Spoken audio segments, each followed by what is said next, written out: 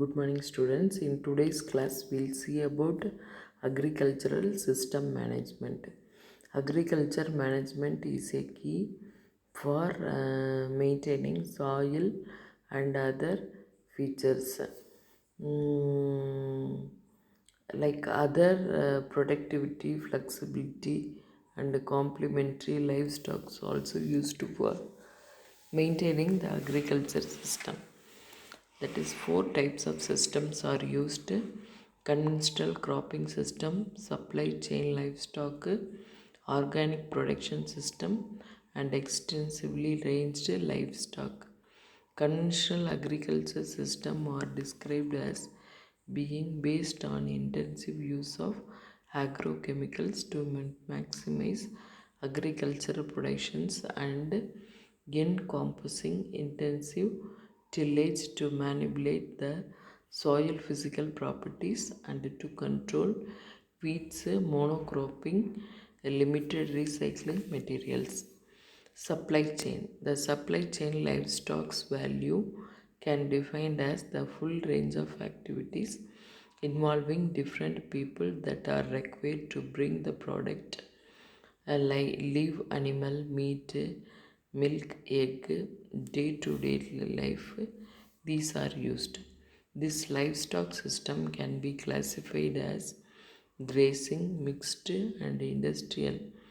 Grazing systems are used to characteristics for grazing the animals.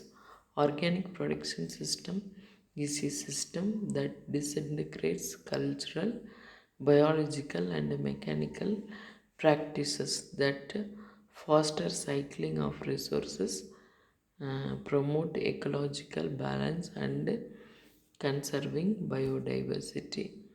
Health animals, um, like that.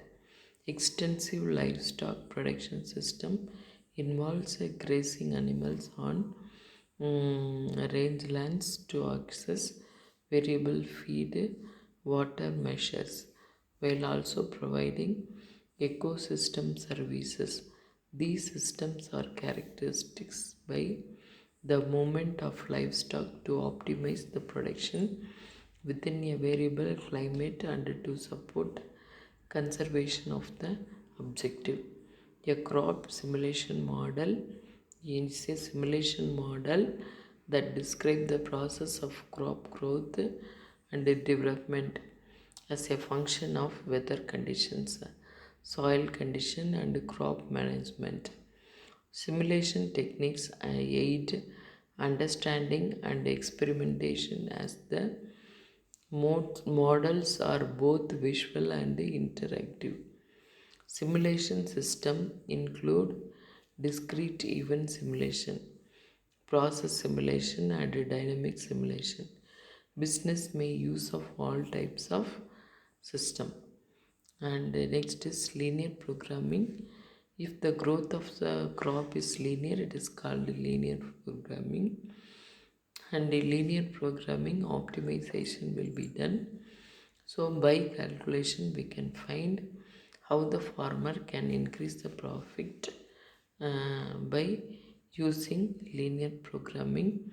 A simple example is given in that the farmer grows two crops, and in the two crops the condition is in which crop is gaining more profit. So everything is explained with the diagram, and many models have been developed for maintaining agriculture system. Crop grow models are there, then REZ models also there. Root zone water quality model means how the water will be given to the roots of the crop. So everything like that. And swap simulates transport of water like that. Woofsat models also there. So, and these models are followed in for the crop, and the growth of the crop already experimented, and that is explained. Nowadays AI is used in agricultural system, that is a robot will spray pesticides and other minerals to the crop. So by that we can increase the productivity, so that time will be conserved, as well as manpower will be reduced. So that's all.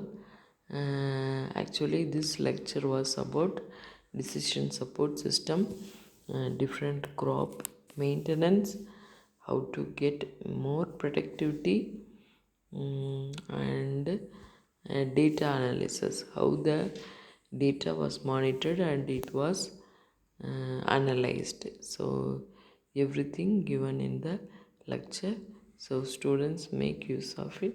Thank you.